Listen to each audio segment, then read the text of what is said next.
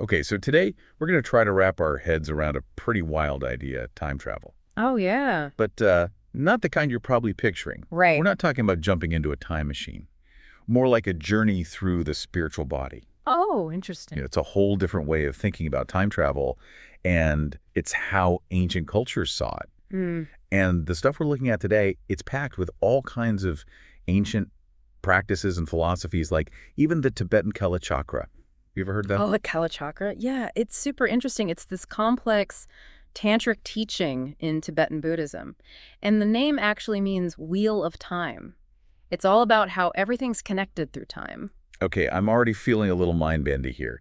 So we're not talking about like literally changing the past or the future, right? Yeah. It's more about like how these ancient cultures understood time and consciousness. Exactly. It's about tapping into a deeper level of reality. Right, like they were seeing something we're not.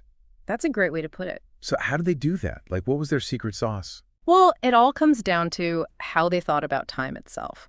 Like we see time as a straight line, past, present, future. Right.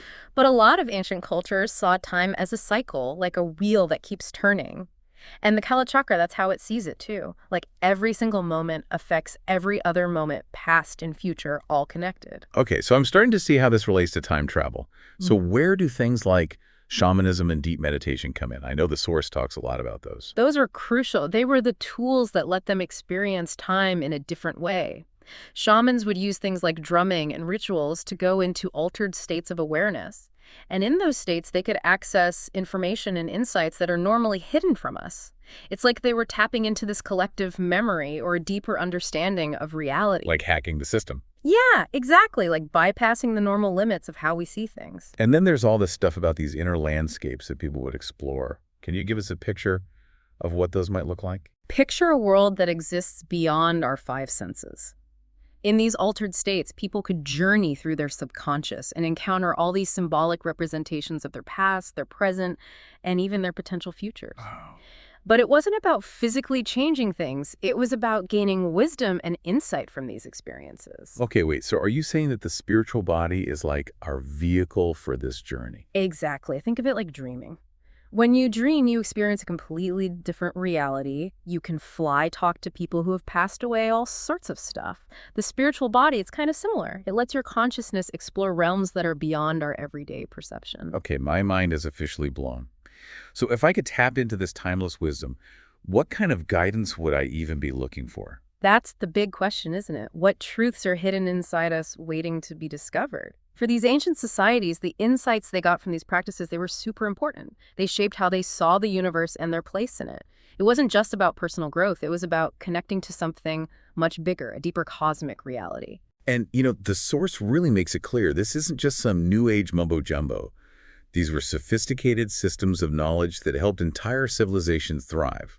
We're not talking about myths or fairy tales here. Not at all.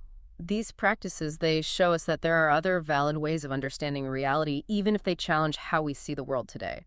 They suggest that consciousness itself might interact with reality in ways that we're only just beginning to understand. So just to recap, these ancient cultures, they had a totally different view of time and consciousness than we do. They saw time as cyclical and interconnected, and they believed that our consciousness could go beyond its normal limits. Right, and that leaves us with a pretty big question. If time isn't actually linear, and if our consciousness can explore its own depths, what does that mean for how we understand reality? That's deep. It is. It makes you wonder how much potential we're missing out on by limiting ourselves to how we normally see things. I don't know about you, but I'm feeling pretty inspired to do some more digging here. Me too. There's so much more to explore. This deep dive has opened up a whole new world of possibilities. It really has. It makes you wonder if those little glimpses of intuition, we get those moments of deja vu, maybe that's our spiritual body trying to tell us something. That's an interesting thought. Like maybe we're all time travelers in a way we never even realized. Maybe we are. So much to think about. Absolutely. It's a good reminder that there's always more to learn and that we should never stop questioning what we think we know. I completely agree. Well, this has been fascinating. Thank you so much for sharing your expertise with us today. It's been my pleasure. And to everyone listening, thanks for joining us on this deep dive into the mysteries of time and consciousness. Until next time, keep exploring, keep questioning, and keep an open mind. There's a whole universe of possibilities out there just waiting to be discovered. please click like and then subscribe. Also share this video with your friends. Thank you.